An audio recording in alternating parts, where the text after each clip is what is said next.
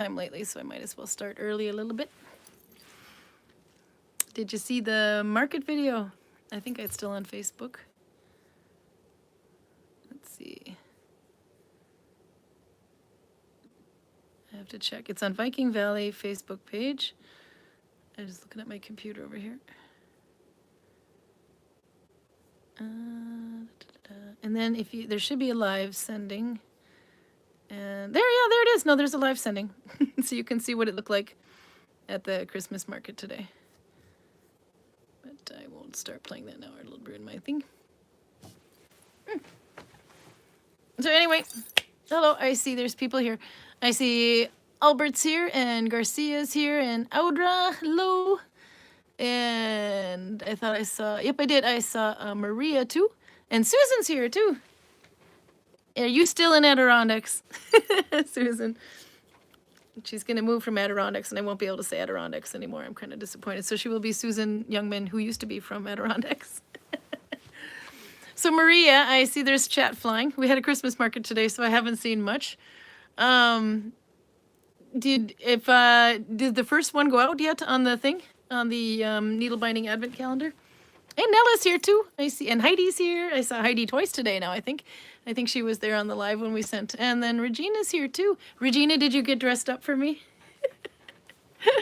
Kiwi! Oh, everybody's here today. So maybe it helped that it was an hour later. Yeah, we actually were going to send it at 6 o'clock, but Carl got sick. It's not the COVID. It's not the Rona. He just lightheaded and couldn't do guiding today, so then showing up and doing YouTube would have been bad. But if he was here, we would have gone at 6, because then it would have been 2 of us to go early. But it's just me, and I didn't want to rush the end of my day, so we're going at 7 today. You're still in your pajamas! Okay, but do you have popcorn? I am popcorn worthy, I think. You got to put the, yes, I see one person's at least put the temperature in there. How cold is it where you are? Today, as you can see from the picture in the thumbnail, we actually had some pretty good weather, so that was quite nice. I see my computer's pulling off my camera, so we have to, my internet on my phone. That'll be better. Now it won't pull off there, so maybe it'll have a speed issue more. Yeah, so no, we actually had really nice weather today. It wasn't too hot, and it wasn't too cold, and it didn't rain. So you can see in the picture it was really nice until it got dark, and then we realized we had a lot of lights in the village, all these candles and these little fires lit everywhere. But we forgot to put one in front of the doorway, so after about 4 o'clock, if you go to walk in the village, it's completely black in front of you. So we're gonna get that fixed tomorrow and put up a new, put up a couple more fire pits there. So I did a bad thing. I over needle bound, and this is the first time I have carpal tunnel syndrome in both wrists, and tendonitis and chronic tendonitis in both elbows and shoulders from back in the 90s when I was young. I used to go kayaking. I was a whitewater rafting guide, believe it or not. Yes, with this physique. I was a whitewater rafting guide, and I would guide 9 hours a day. We would follow the rafts with our kayaks, and when people fell off, we'd pick them up with the kayaks. But in those days, we thought you could only get carpal tunnel from maybe a computer, maybe piano, but you could get it if your paddle is too heavy too. And so this is why I always say I use long needles, because we're needle bound last week because it's bad. So my shoulder, first it was in my shoulder, but now it's in my forearm. And I think because I was needle binding like this, but I'm right-handed, so you kind of got to vary it or something, but you know. Anyway, so it's really sore, so I'm gonna plow through it. But that means my stash busting didn't progress at all this week. I started making a hat. I wonder if I have that here. Let's see if I can find it. Yep, I did. I started making a hat with super fat yarn. This is the plant dyed madder that I got Lila plant dyed for me. But I only got this far because my arm was killing me too much. I was even trying to, if I hold it down here like this, I was even trying to, oh no, I have to splice to show you. Let's see, take some yarn here. Ow. And then I have to splice to attach. I was trying to needle bind, so I was doing more left-handed than right-hand. just to see if it would get a little bit better, but yeah, it didn't. I'm in denial. I shouldn't have done it. Spit splice because Corona. Okay. So normally you're going to just have to watch it mirrored, but it's not like you're supposed to learn a stitch here anyway. It's just Oslo. Ooh, this needle's a little too small of an eye for this yarn. It's like really tight. Okay. So normally I would needle bind like this or like this or something, but then it went from my shoulder into my elbow, so now that hurts to do it. So I'm trying to keep my arm down and needle bind like this. Just see if it'll help. It did help a little bit, but yeah, it's a little slower going to do it this way. So I can get through now for it, but this hat isn't going to get done. It's almost right size. I think it goes to about, I got a stick in my hair here. Yeah, it goes to about there, so it needs to be just a little longer. But, and you know what? This isn't even in my stash busting basket, so this would have been bonus.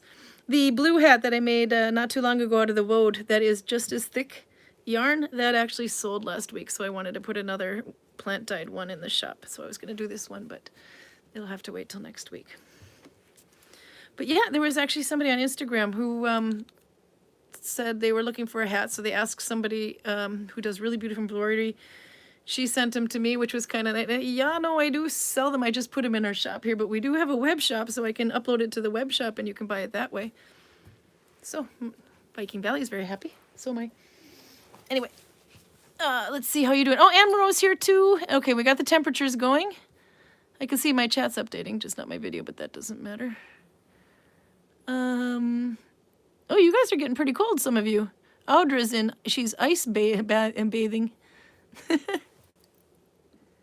if I reload that, maybe it'll work. So did you see the little drama I made on, oh there, no, it's updated. On, it's not drama really, on Nalbinding about the finish stitches? Because it was at least 4 different people within a week, and I think it was actually between 2 different groups. There was, oh, I did the finish, this is in the finish stitch, and or when I do the finish stitch, and I thought, I don't know what they're talking about because there's a whole finish stitch family, although most likely they're referring to finish 2 plus 2, and then Anne says you could also use it to refer to finish 2 plus 3, but still 2 different stitches. So I wrote this big thing on all the different finish stitches, and I didn't come up with that. Sana came up with that on her page, Nylock and Totten, so I just basically wrote it in there. Maria says, I love the text on finish and Russia stitches. Yeah, the Russian ones. Oh God, I don't even get started on the Russian ones. But no drama, very interesting. Okay, so I thought since Carl is sick and can't join me, we can play with the finish stitches. Because I always tell people, if you know how to do the, I have yarn here somewhere, if you know how to do the Oslo stitch, you can do a crap load of stitches. You just don't know. Oh, you're glad you posted it. Good. It was, well, it's my OCD, but it was bugging me because, in my opinion, it should be called finish 2 plus 2 or whatever the code is for it, or if it has a name, if it actually has a name. But it actually is because if they're asking a question, we don't really know which one they're talking about, so we can't answer them quite correctly either. And otherwise, it'll also be another incident where somebody looks at it and says, yeah, but that's not the Danish stitch. That's, or there's a single Danish, but if there's a double Danish and you're using single Danish, does that mean single Danish is regular Danish? No. Single Danish and Danish are not the same. So single Danish is actually a new term. It means actually regular, just cross-knit looping. But that's another drama I'm not going to take up today. So we're going to play with finish stitches. And you guys can yell at me because I might not get this right, but I'm not as good. Maria and Ann Decker are really good at the history of needle binding. I'm better at practical use. So I let them do the history nut stuff. Yeah, like York is F2. The find is F2. And if you use F2 with York, it actually makes it a little bit more denser and a little bit more bearable for a stitch I absolutely hate. So anyway, I'm going to turn the camera down here. Oh, and Marie, by the way, did you get I missed it. Did you get the calendar started today? Is it today the first, tomorrow? the first day that goes out. The first Sunday in Advent, I think. If you do, you got to put the link in the chat there so people can join. It's the Christmas calendar's time starting up. Okay, fine. It's Ann Decker that's good with history. Maria's saying she's not. She's like me. She's being humble. But, okay, so tomorrow it starts. So if you want to put the link up there, or maybe if Prud is here, she can do too. You go to, if you look up Master af Nalbinding, you will eventually find Maria's blog, and on there you can see a Christmas calendar, and you can look at all the patterns that we did the years before. So this year, I believe, is it 4 patterns or 5 patterns we're doing this week? And I saw that you put mine on the 12th, so I'll get mine done. I will give you a hint. That's my pattern. You don't get to see more than that. It's done, but I have to get Carl to pose for it, and then I have to put the text to the pictures. But there, that's my pattern. What the hell is this thing? I had fun. Okay, now what did I do with my needle? There we go. So on the finished stitches, I'll use a thin needle. I like this, you know, big fat needle for Oslo, but with the finished ones, I'll use a thinner one. I was going to use my Weaver's needles, which looks like a tapestry needle that's this long, but I put it somewhere really smart and can't find it right now, so I'm going to use the bone needle.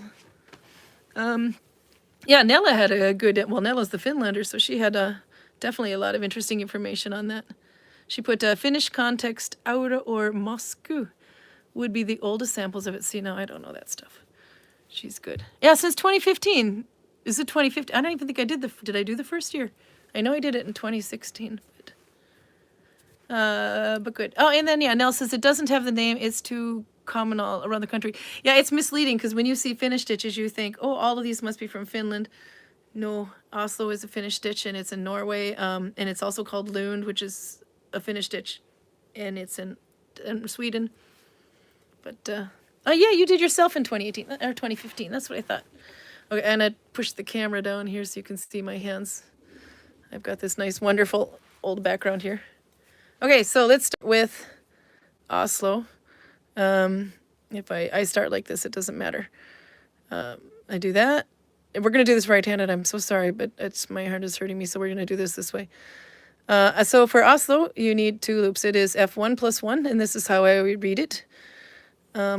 But it all depends on how you make your Oslo stitch. Some people make Oslo stitches.